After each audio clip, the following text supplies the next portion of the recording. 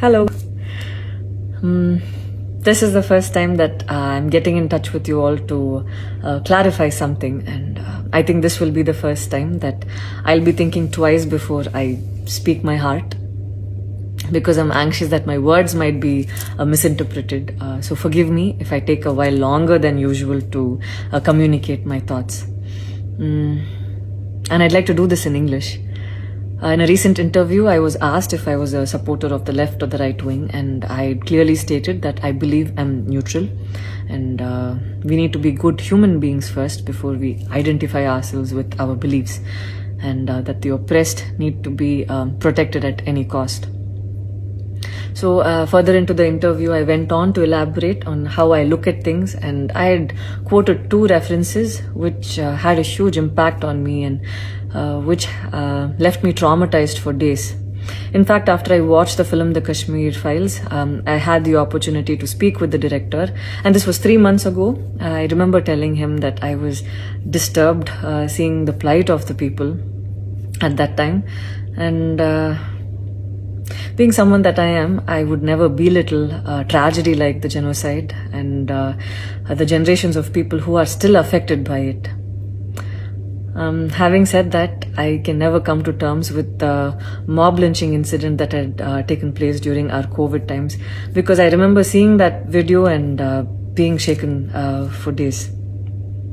I believe that violence in any form is wrong, and violence in the name of any religion is a huge sin.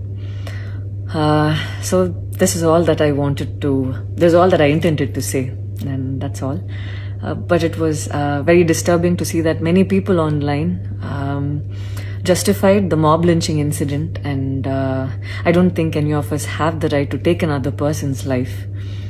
Being a medical graduate, I believe that all lives are equal and all lives are important. And I hope a day doesn't come when a child is born and he or she is scared of his or her identity. And I pray that we're not heading towards that, at least. 14 years of my life, my school life, I remember every day going to school and chanting, "All Indians are my brothers and sisters. I love my country and I'm proud of its rich and varied heritage." So maybe it went so deep into my head. And we as children would never differentiated each other based on culture or caste or religion. So anytime I speak, it comes from a very neutral ground, and I was very surprised to see that whatever I had spoken was taken in a completely different way.